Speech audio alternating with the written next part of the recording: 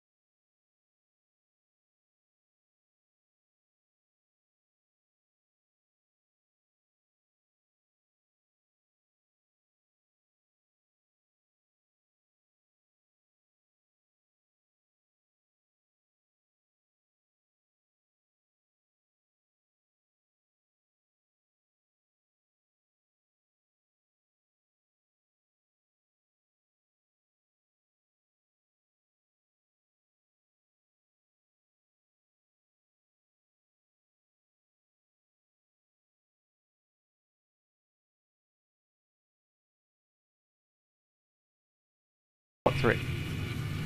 We had two end bosses because of how Fallout 2, the Fallout 1, because of how it branched out. You could take 2 paths to the end, but you had to still go through both paths. Anyway, and then we had that awesome boss with an actual good backstory, rather than who's just sort of thrown at us and we learn about them, and then we learn about them later. We actually knew about Frank Corrigan before that. But in Fallout 3, they just dropped the ball on that completely. And even in New Vegas, we have 2. I really just want to say 1, because the other one's not really an end boss.